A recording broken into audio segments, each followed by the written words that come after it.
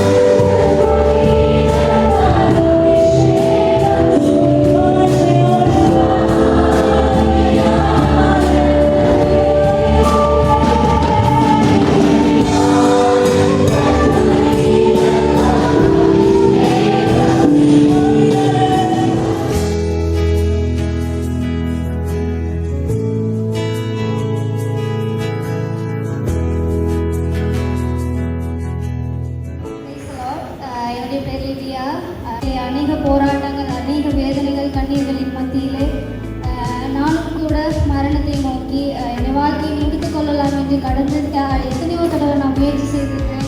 இந்த இடத்துக்கு போக வேண்டும் என்று சொல்லி அழைப்புகள் வந்திருந்த போதும் எனக்கு இங்கே வாரத்துக்கு கொஞ்சம் கூட விருப்பம் இல்லை. என்னுடைய வாழ்க்கையை வெறுத்த ஒரு நிலைமையில நான் இருக்கும்போது இன்னைக்கு நான் மனம் கசந்து ரொம்ப அழுதேன்.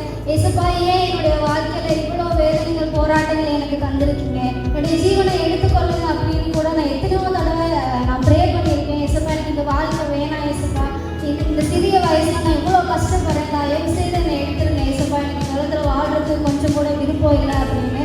ஆனால் இந்த இடத்துல அந்த சகோதரியும் பாஸ்டரும் ஜெபிக்கிற வேலையில் அந்த ப்ரெசன்ஸ் எனக்கு என்னுடைய சரீரத்தில் ஏசப்பா வந்தாரோ அந்த ப்ரெசன்ஸ் ஒரு மகிமை எனக்கு என் மேலே ஒரு அக்கினி இறங்கின மாதிரி ஒரு அபிஷேகம் எனக்குள்ள.